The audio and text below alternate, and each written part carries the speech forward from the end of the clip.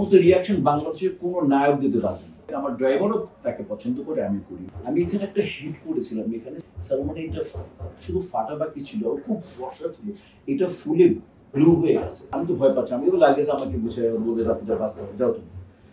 দুজন শিল্পী হচ্ছেন, একজন বাংলাদেশ মানে বাংলা চলচ্চিত্র স্থপতি নায়ক রাজ রাজ্জাক, যার দর্শক ছিল একেবারে স্কুল লেভেল থেকে কলেজ ইউনিভার্সিটি, যিনি ছিলেন পার্টিকুলারলি পরিবারের শিল্পী।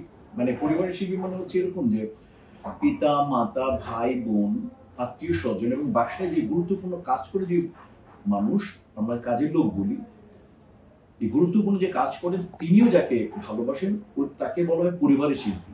তো আমার দেখা মতো পরিবারের শিল্পী দুটো নায়কের নাম, একটা নায়ক রাজ রাজ্জাক, এরপরে একটি নাম বাংলা চলচ্চিত্র, সেটা হচ্ছে সালমান শাহ। এই দুজন হচ্ছে পরিবারের শিল্পী, সবাই ভালোবাসে। আরো ইজি করে দিই, লাইক আমার ড্রাইভারও তাকে পছন্দ করে, আমি করি, মানে মালিকও পছন্দ করে, আর যিনি গাড়ি চালাচ্ছেন তিনি পছন্দ করেন।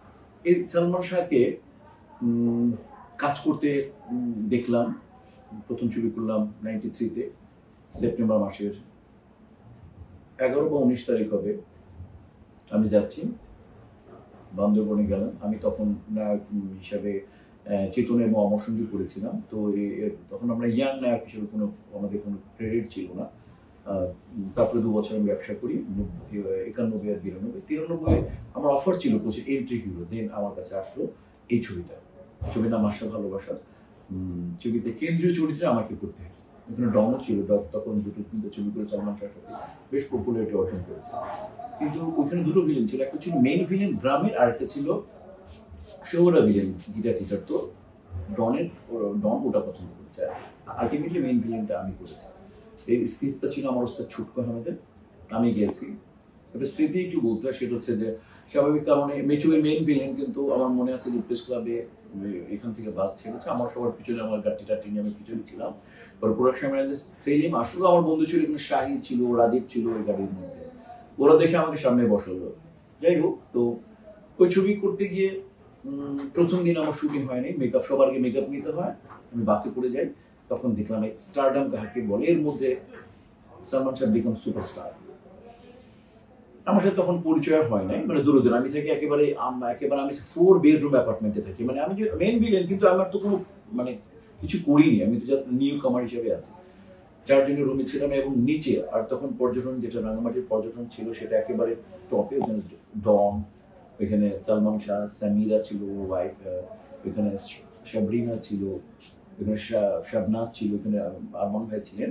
তো আমাকে পরপর 3 দিন আমি শুটিং এ যাচ্ছি, সবার আগে আমাকে মেকআপ নিতে হয়, আমি বাসে করে যাই, আর ওরা আলাদা জিপে যায়। প্রথম দিন শুটিং হয় না, আমার সেকেন্ড ডেতে শুটিং হয় না, থার্ড ডেতে যখন আমরা বলি যে সানলাইটের শেষের দিকে আমাকে চিফ অ্যাসিস্ট্যান্ট ছিল তখন এস ফিরোজ ভাই মারা গেছেন, উনি বললেন যে আপনার কিন্তু শর্ট হবে। আমি বললাম কি শর্ট? ও কি কোনটা ভাইয়া? বললো যে একটা ক্লোজ আপ। আপনি আমাকে ব্যাখ্যা করলো যে আপনি দেখতেছেন যে আমিও ভালোবাসি সব ডিনাকে, জমিদার হিসেবে ওই অঞ্চলে, আবার ওই অঞ্চলে সালমান থেকে ও ভালোবাসে।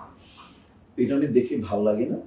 তখন একটাই আমার একটা শর্ট, আমি জিজ্ঞেস করবো কত দূরে সালমান, যে দেখলাম যে প্রেমের ব্যাপারটা জুড়ে প্রেম করেছে। তো আমাকে যে ডিস্টেন্সটা বললো, তখন আমি স্বাভাবিক সেন্স দাঁড় করলাম যে এতটুকু ডিস্টেন্সে এই পারফরমেন্সটা এইভাবে করবো। তখন আমার ডায়লগটা ছিল যে একটা ছোট্ট শব্দ। তো তখন যেহেতু আমার এবং সালমানের শটটা হয়ে গেছে, কথাবার্তা চলতেছে, আমার ক্যামেরাম্যান দুলাল ভাই ছিলেন, আর ছিল দুলাল ভাই ক্যামেরাম্যান ছিলেন না, কাজী বশি সাহেব ছিলেন। আমার একটা শব্দ কি, সেটা ছিল ঈশ্বরের বাচ্চা, শুধু এইটুকু।